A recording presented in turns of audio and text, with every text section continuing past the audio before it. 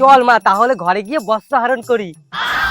সাধু বাবা চলুন আমার বাড়িতে আজকে অন্ন সেবা করবেন। না রে মা, আমি তোদের বাড়িতে যেতে পারবো না। কেন সাধু বাবা? আরে মা, আমার তো চরিত্র খারাপ, মেয়ে মানুষ দেখলে আমার বড্ড লোভ হয়, তার জন্যই আমি তোদের বাড়িতে যাব না। আরে সাধু বাবা, আপনার কোনো চাপ নেই, আপনি যা চাইবেন তাই পাবেন। তবে আর কি, ঠিক আছে, আমার মোবাইলে ভিডিও করাও হবে, সোশ্যাল মিডিয়ায় আপলোড করাও হবে। হ্যাঁ মানে?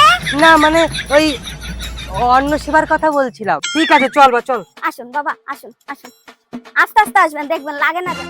আসুন, আসুন, আসুন। কি রে মা, তোর বাড়িতে কাউকে দেখতে পাচ্ছি না, কেউ নেই নাকি? কি আর বলবো বাবা, দুঃখের কথা, আমার স্বামী 2 বছর হলো বিদেশে চলে গেছে, আর ছেলে মেয়ে দুটো মামা বাড়িতে থাকে। হাই রে হাই, পুরো ময়দান ফাঁকা, আজকে দান পাইছি। ঠিক আছে চল মা তাহলে ঘরে গিয়ে বস্ত্র হরণ করি। আরে সাধু বাবা, এসব কি কথা বলছেন আপনি?